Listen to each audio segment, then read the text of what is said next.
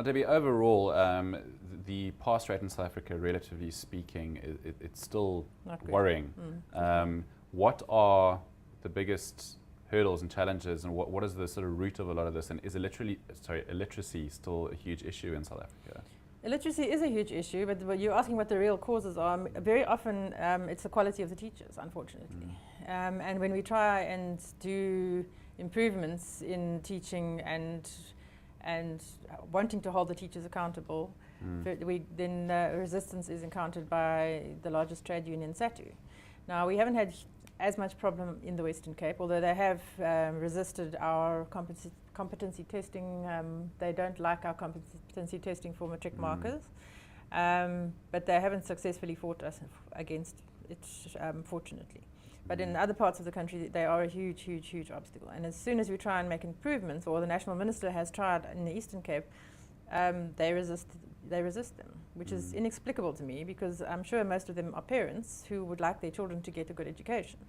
But that is a huge problem, is the quality of the teachers, their commitment. Sometimes they just don't go to school.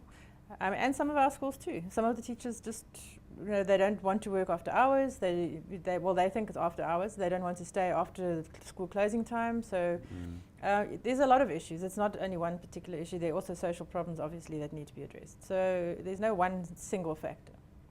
And in terms of facilities, I know that's also obviously a huge problem in a lot of the rural areas.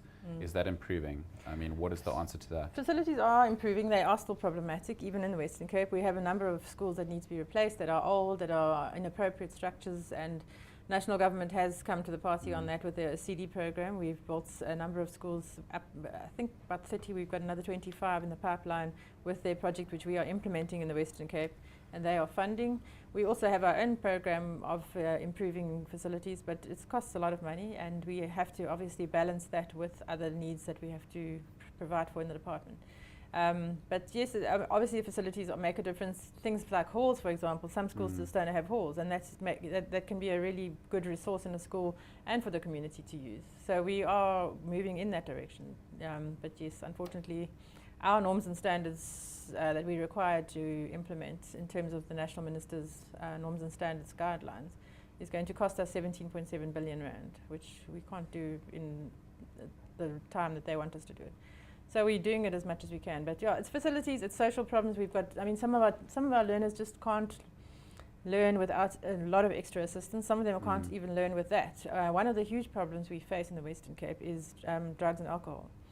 And pregnancy of young women, and very often who drink when they're pregnant. And that has a huge impact on their children. To the point where our teachers are now sitting with those in the classroom, with those learners who really desperately either just can't do it or need a lot of extra help to do it.